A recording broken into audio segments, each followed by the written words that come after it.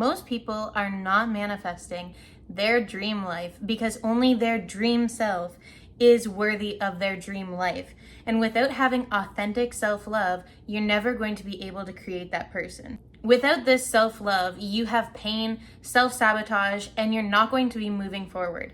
In this video, I'm going to give you the 5 simple steps that I followed to create self-love authentically in my life. And now that I have them in my life, I would never go back. Like, ride with me if you ride with me, you can slide with me if you feel like. Alright, so here is what you can expect in today's video. We are going to be diving into self-love and the importance of it.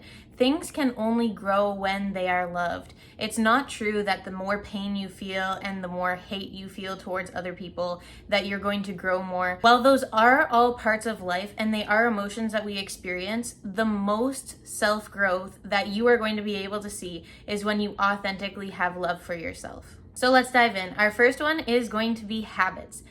Habits and routines kind of go together, but I'm going to explain them individually here. That way you can really understand what I'm talking about. A habit is a very small thing, and it's such a small action that it can become automatic. You can program your mind to do this on autopilot. This is very beneficial if you have good habits, and it is very non-beneficial if you are manifesting bad habits into your life. Something as simple as every time you go to the restaurant, you decide that you're going to get a drink and you have one drink is a bad habit. Over time, it is not going to bring you anywhere good. It is engaging in a vice, and I'm going to talk about vices in another video. But when you have good habits, like following your macros and having self-care habits, these are some things that can pay off very, very well for you in the long run. For me, something that's become automatic in my everyday routine is tracking my macros. Everyone says like, wow, it must be so hard, it must take so much time. They have all of these excuses when really they're just blocking their dream body feeling better. They're blocking getting to know themselves on another level. They're just blocking their overall progression as a person. This for me is something that has become automatic. I pick up my phone, it takes me literally 2 seconds. You guys are scrolling on your phone all days anyways. It doesn't take much longer than to just think about it. And once that habit is established, it is very, very easy to keep in your everyday routine. Another one that I have is self-care habits.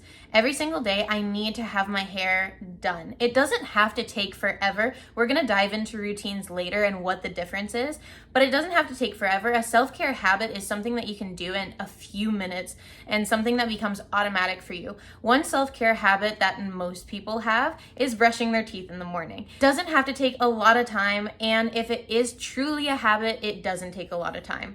When it takes a little bit more time, this is when we hop into routines. Routines is a set schedule of habits that you intentionally have to focus on to be able to achieve the desired outcome of that routine. For instance, I have a morning and a night routine, and it is a list of habits that I have to focus on. It's never going to become automatic because it is too long for my mind to be able to just do it on autopilot. It's not something that's going to happen on autopilot. So you need to drive your attention towards that routine and then complete it. In another video, I'm going to link it down below, I am going to go in depth for you guys on what exactly my routines are. That way you can kind of get some ideas and make your own routine that works good for you and your lifestyle. The benefits of doing these routines and habits is the more that you do something, the more that it becomes second nature, and you're going to have these results compounding over time. Even if you have bad habits, over time in 5, 10, 20 years from now, you are going to have yourself in a terrible situation because of those small bad habits that you're maintaining.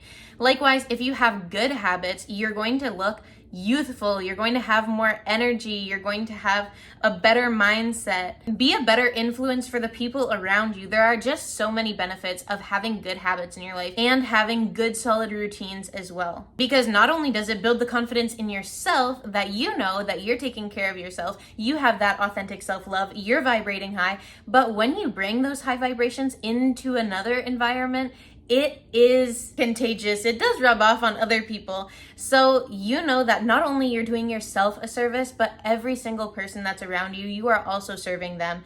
Next is boundaries, and these are all stringing together very, very nicely because in the last part of talking about routines, I did briefly mention why boundaries are so important, but we're going to talk about that in just a second. What a boundary looks like in your life is a non-negotiable. It's something that you hold yourself to, and through the habit of holding yourself to a boundary, you are able to actually enforce that with other people. This was something that I struggled with for such a long time, was having solid boundaries, because I wasn't able to hold myself to them. And since I didn't have the discipline to hold myself to them, I could not at all hold other people accountable to my boundaries. It all starts with you and setting up small goals.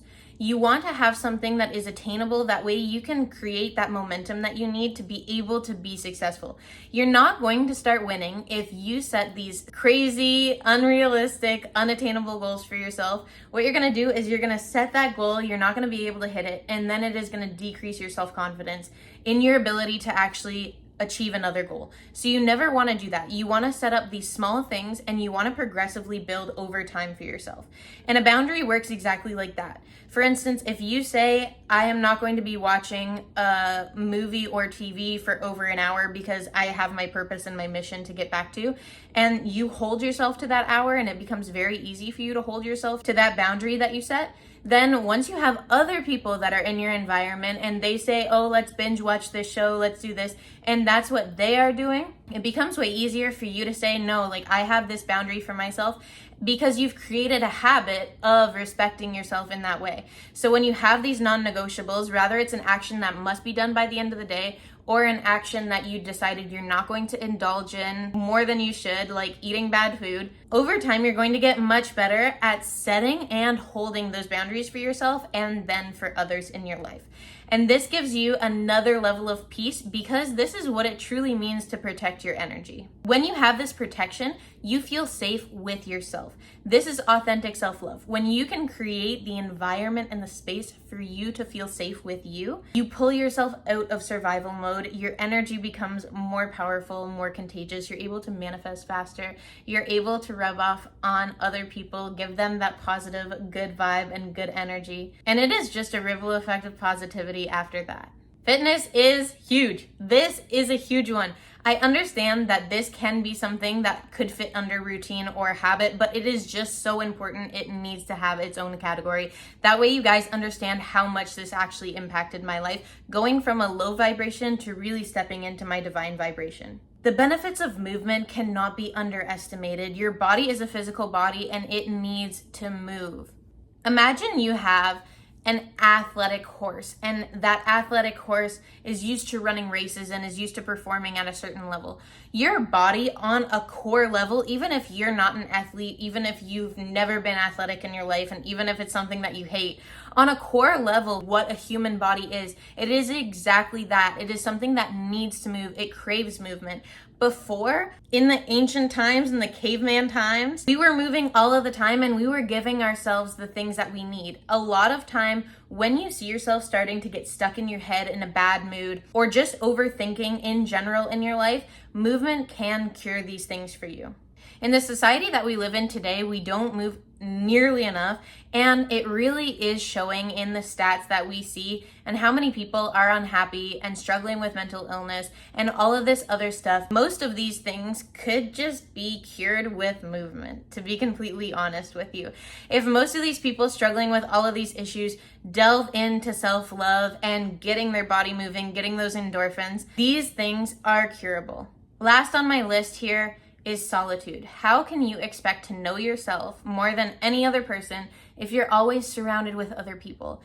Energy is something that even just things that you have in your house impacts your energy, because everything has its own energy and its own vibration. When you're constantly around other people, you're not able to know your true vibration for what it is. Their energy is constantly impacting yours. So to be able to truly love yourself, you need to truly get to know yourself. And to do those things, you need to be alone with yourself. See how you're reacting in different situations. Refine your discipline. Hold your boundaries with yourself and get used to doing that. Listen to what your subconscious mind is telling you, or look at the habits that you're doing in an inward fashion. That way you can actually be self-reflective. For me, having solitude be a part of my personal development journey was the only way that I was able to have a personal development journey. If I was constantly with other people, I would never know what my vibration is, and I would never get to know the person that I am. Thanks for watching, and I will see you guys next time.